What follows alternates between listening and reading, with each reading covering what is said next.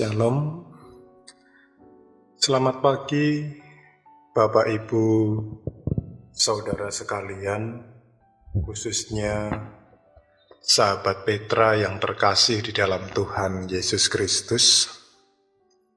Sudahkah Anda mengasihi orang lain hari ini? Saat ini, kembali bersama saya, Pendeta Hendra Kurniawan dari GKJ Mergangsan. Saat ini tanggal 26 November 2024, pada embun pagi yang cerah, kita bersama akan merenungkan sabda Tuhan. Oleh karena itu, mari sebelum kita menerima firman Tuhan, kita menyatukan hati dalam doa, kita berdoa. Segala puji, hormat, serta kemuliaan kami naikkan kepadamu Tuhan, Allah Sang Raja kehidupan, yang menyatakan kasih dan kemuliaannya dalam kehidupan kami, sehingga kami boleh bersama bersekutu untuk mengawali hari ini. Oleh karena itu, saat ini kami hendak menyiapkan hati kami menerima firman-Mu. Biarlah Roh-Mu yang kudus memampukan kami untuk dapat menerima firman itu. Hanya di dalam Kristus Yesus kami menyiapkan hati kami. Haleluya. Amin. Ibu bapa dan saudara yang terkasih di dalam Tuhan, firman Tuhan dalam embun pagi pada kesempatan kali ini diambil dari kitab Wahyu pasal 11 ayat 15 sampai 19, tetapi saya tidak akan membacakan secara keseluruhan. Saya akan membacakan khususnya di ayat 15. Firman Tuhan mengatakan, "Lalu malaikat yang ketujuh meniup sangkakalanya, dan terdengarlah suara-suara nyaring di dalam surga, katanya, 'Pemerintahan atas dunia dipegang oleh Tuhan kita, dan Dia yang diurapinya, dan Ia akan memerintah sebagai Raja sampai selama-lamanya.'" Demikian firman Tuhan. Yang berbahagia adalah bagi kita yang menerima firman itu, serta melakukannya dalam kehidupan hari lepas hari. Ibu bapak dan para sahabat Petra yang terkasih di dalam Tuhan, tema embun pagi pada hari ini adalah Tuhan adalah Raja yang kekal. Ketika kita berbicara soal kerajaan yang kekal, tentu kita meyakini Tuhan yang adalah Raja akan memerintah setiap kerajaan di dunia ini. Yang membedakan adalah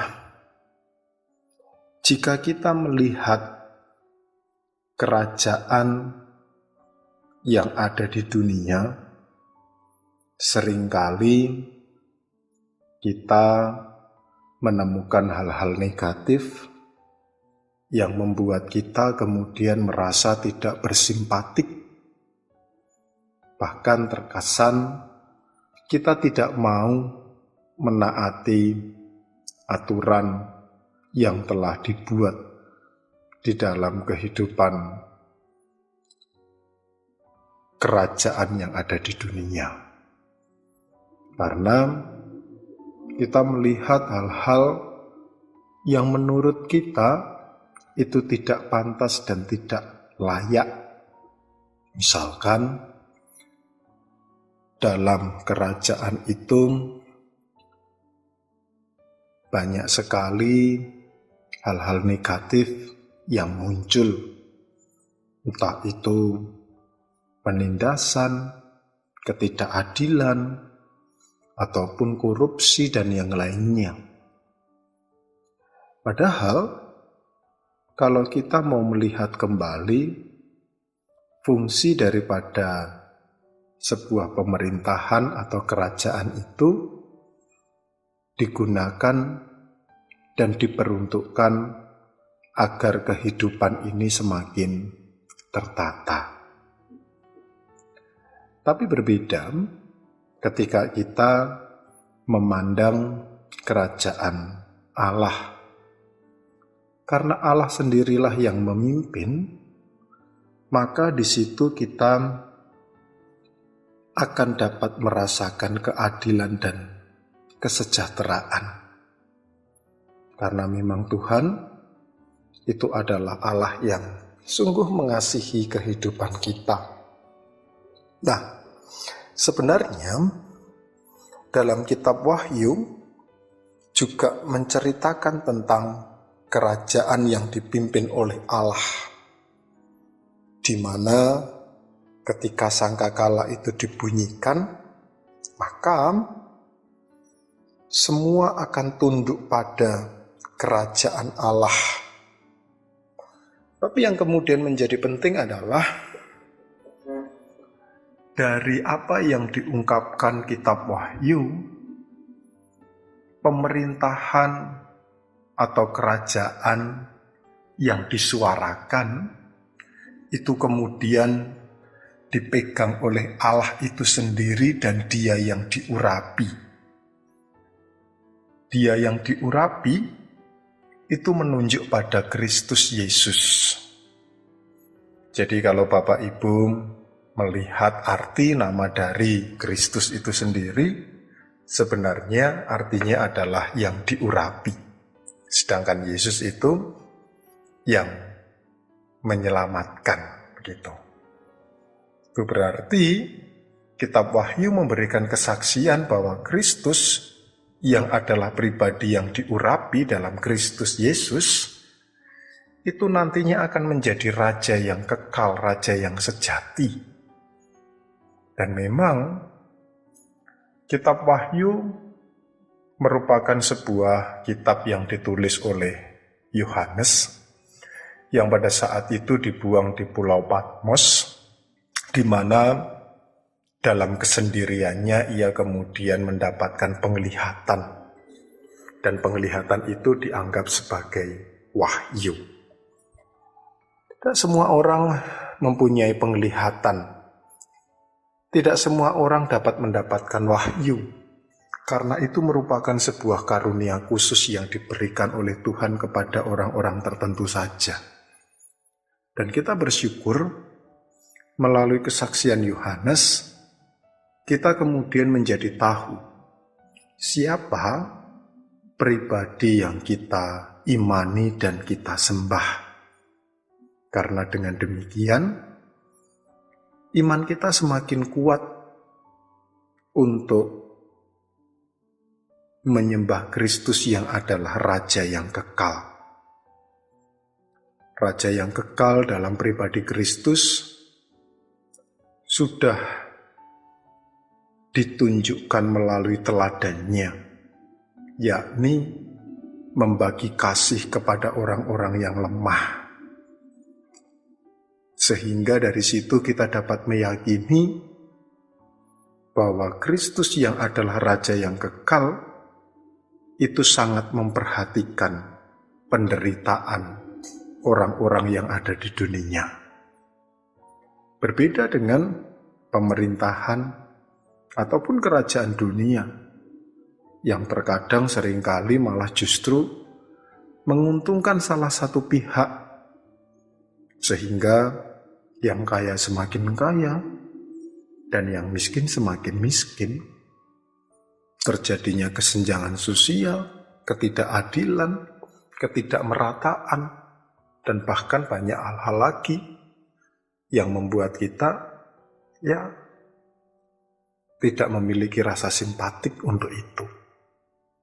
Nah, pada kesempatan pagi hari ini kita diajak bersama untuk benar-benar meyakini bahwa Kristus adalah Raja yang sejati, Raja yang kekal, sehingga dengan demikian kita boleh semakin mengabdikan diri kepadanya.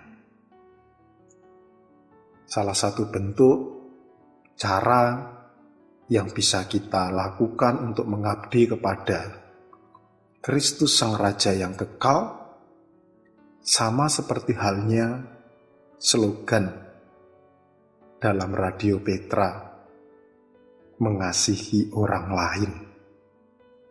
Dan itulah yang kemudian perlu untuk kita suarakan. Itulah yang perlu untuk kita lakukan sehingga kita dapat menjadi hambanya yang taat dan setia.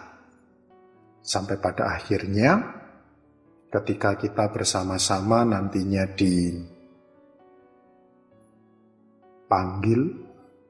maka kita dapat masuk dalam kerajaan Allah itu sendiri.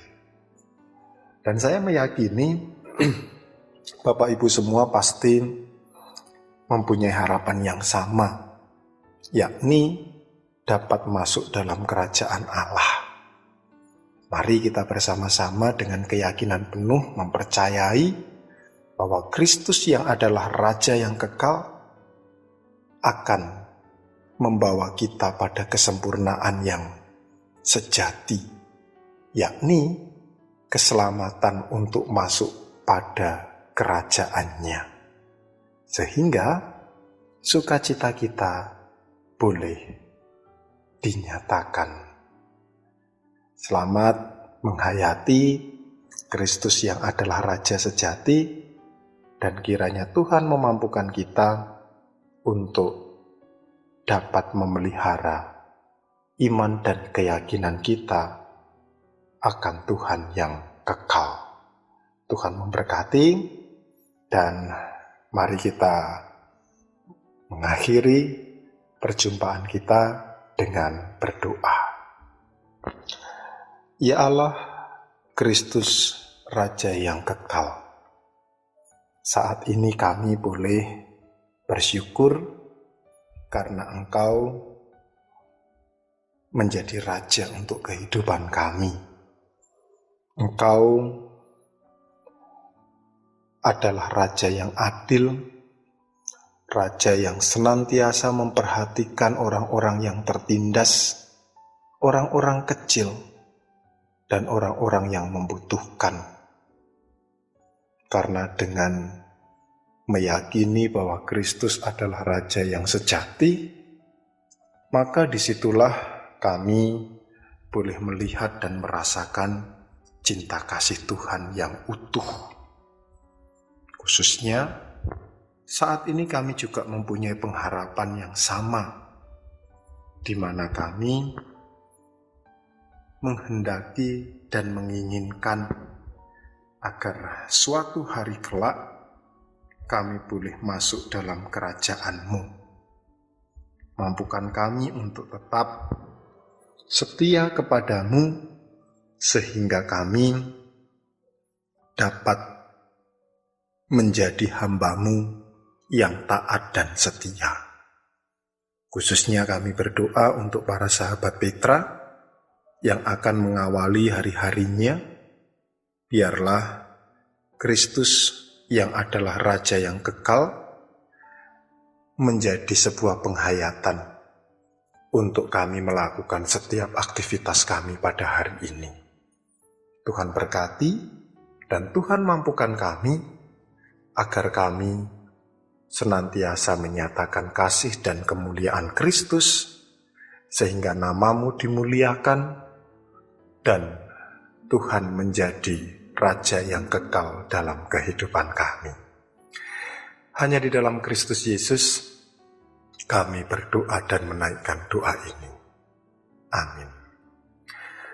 Ibu Bapak dan para sahabat Petra yang terkasih di dalam Tuhan, demikianlah Embun Pagi pada hari ini, Selasa 26 November 2024. Kiranya sabda Tuhan memberikan hikmat, kekuatan, dan penghiburan bagi kita untuk senantiasa meyakini Kristus adalah Raja yang kekal, sehingga kita dapat menyatakan kasih-Nya dan sampai akhirnya kita boleh masuk dalam kerajaan Allah itu sendiri.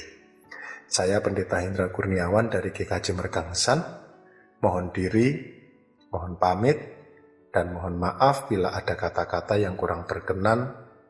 Kiranya sahabat Petra tetap senantiasa mengasihi orang lain hari ini. Tuhan memberkati kita semuanya. Amin dan Shalom.